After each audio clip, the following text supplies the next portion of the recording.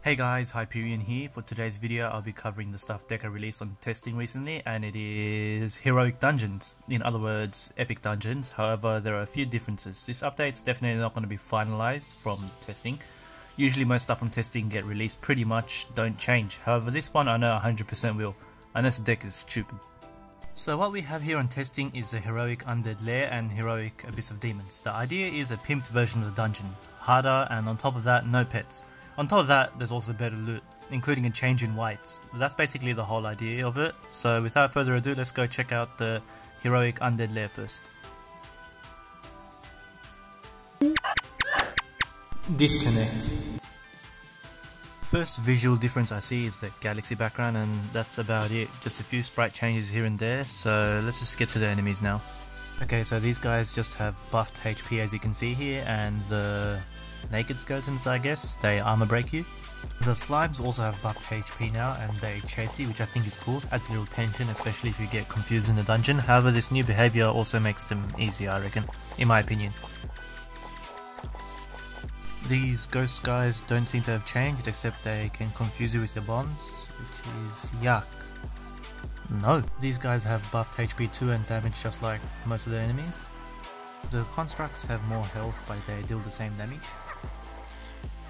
Now finally onto the buffed Septavius. This guy has a huge amount of health. I mean, it took me around 4 minutes to kill it here. I like this fight as combined with no pets, it isn't too hard, isn't too easy either, nor is it tedious. It's all patterns here, so all the phases are similar except they do more damage, and that trash quiet phase, you know, the one where you can't even dodge it, is a proper quiet phase where you can dodge it.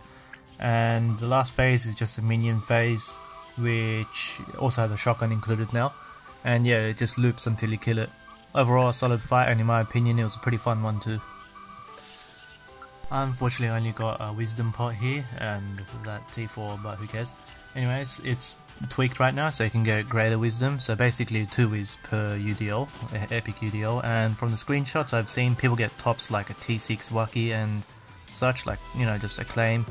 It's pretty tricky for PvEs, I guess, and for the white, well, it's the ancient Doombow. Sounds very cool, but looking at the stats, it's just a normal Doombow with 7% fame bonus. However, this is probably getting tweaked, like of course it will, or else no one's going to do this. And it's definitely going to have a sprite change because it looks exactly the same right now.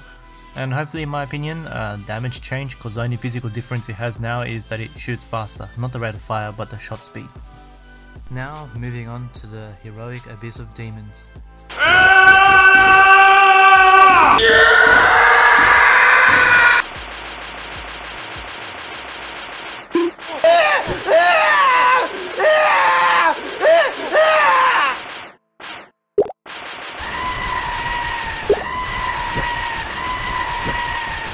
Now onto the heroic Abyss. It takes a very long time to solo. It took me 20 minutes pretty much, and with a person helping in the beginning as well. There's not much to say about this dungeon, nothing new. All the enemies have more HP and deal more damage, just like the UDL, but UDL has a bit of variation in it. However, it takes a lot of time navigating, running and healing without a pet, and high damaged shots coming almost non-stop. This boss took me literally 8 or more minutes. This footage is sped up 8 times, by the way, and it was an absolute pain just fighting a typical Malthus boss, pretty much. I'll just show you the treasure room fight too, which was more bearable.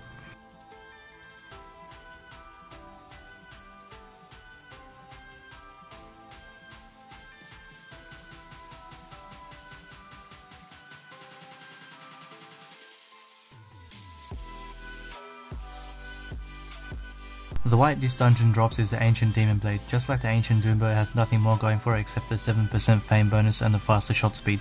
This does have a slightly different sprite for now at least. That's pretty much it.